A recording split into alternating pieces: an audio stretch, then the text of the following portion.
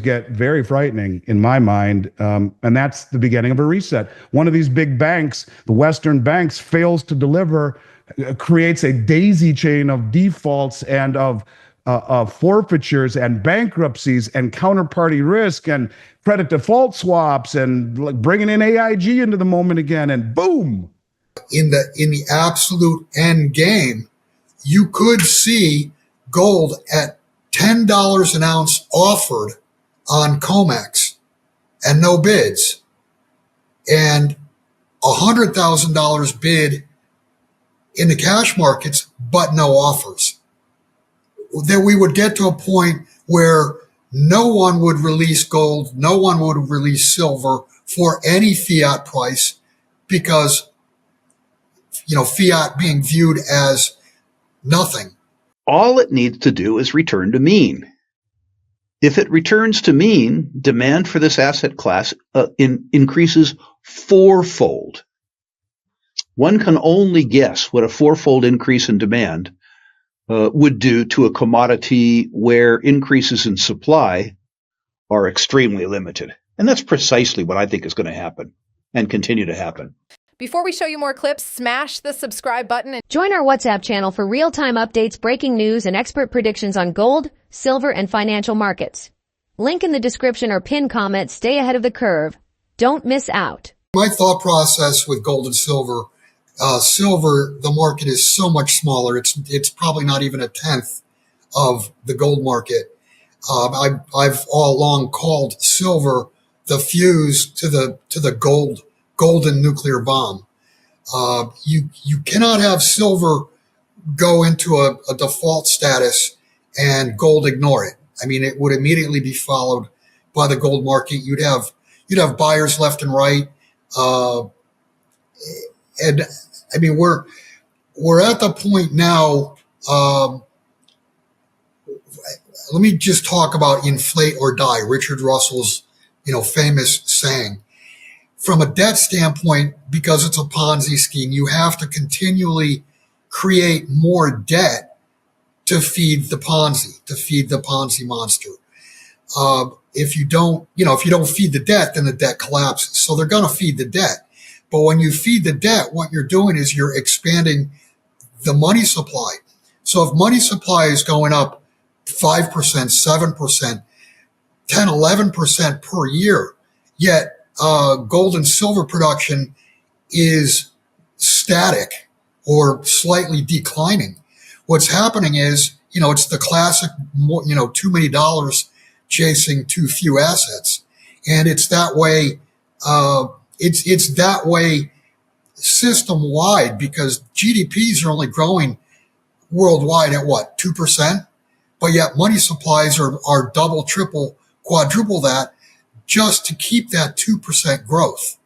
So it's a dangerous situation. And like you said, when gold blows, confidence breaks, and that will literally blow up the entire derivatives complex across the board, which includes all sorts of commodities, all sorts of sovereign treasuries, equity markets across the world. The derivatives market gets taken down when gold becomes unavailable, to deliver. I have said that ultimately, when all is said and done, there is going to be a failure to deliver on COMEX for both gold and silver, and I think it will start with silver. I've said that all along. And now, now that you've got, the demand that we've seen out of China, out of India, out of just the solar industry alone, it literally eats up all of the global supply. It used to take 2 to 3 days. Now it takes 4 to 8 weeks. And it's not just from the Bank of England vaults. Evidently, it's from all sorts of vaults all throughout the LBMA network. And what it tells you is that they don't have the gold to make deliveries. It's not taking that long to refine them. It means if they have to refine them, they don't have the gold. And that means the gold that they show that they have is not for sale. No one's getting rid of it. And if they don't have the gold, how close are we to some sort of an event where, I think in London, the numbers that if I remember, David Jensen talked about, they trade twice global annual mine supply per day, every day. In silver, it's 3.5 times annual global mine supply per day. And to his numbers, 90+% of all of these trades are paper naked trades. Now, the theory is that everyone's worried about a 10% import tariff on gold, and more so than silver. The argument against silver is that we're in a supply deficit here in the States, so he won't do it because he has to import it. Don't know if that's true or not, but it would make sense. With gold, on the other hand, you have, I don't know, I haven't looked lately. There's a guy on Twitter that does a great job of showing the rehypothecation of gold, but it was always in the neighborhood of 1,500% or higher. I mean, that's just conservative. It's probably much higher than that. But that means that the contracts are sold over and over and over and over and over again. 15 people have the same contract thinking they have their own contract, is what that would basically mean. And cash settlement is very, very close at that rate. I was talking to a guy the other day at dinner in my community, and he is involved in aluminum and had a force majeure moment where his manufacturing business needs lots of aluminum, had contracts they couldn't deliver, they cash settled. It's force majeure. That's what we're setting up for here. And these players are saying, man, I got all these contracts. And when you have a contract, if I go short and you go long, well, most people just cash settle. Most people, like Miles Franklin, 2 bottles of water here. This is 5,000 ounces of gold in my warehouse, 5,000 on COMEX. I sell here. I own physically here. If the price in my warehouse drops by $100, I'm down $500,000 in gold, but I went up 500,000 on what I sold short. I'm not looking to take delivery. I have it covered. A lot of the people are just speculating the way they do in buying stocks or going to the casino, and others are manipulating the market. And they manipulate it by naked shorting because they got massive, massive checkbooks. And maybe they're even being told by the Western elite, go ahead and do this for us, would you? Thank you. And by doing such, remember, you as the long have the right to say, no. I'll stand for delivery, thank you. And that's what we saw in January. Massive deliveries, right? So what if everyone says, I see you guys are screwed. Delivery, please. Now, isn't that what the Hunt brothers did? Sure is. Hunt brothers saw the same exact things, and the exchange changed the rules on them.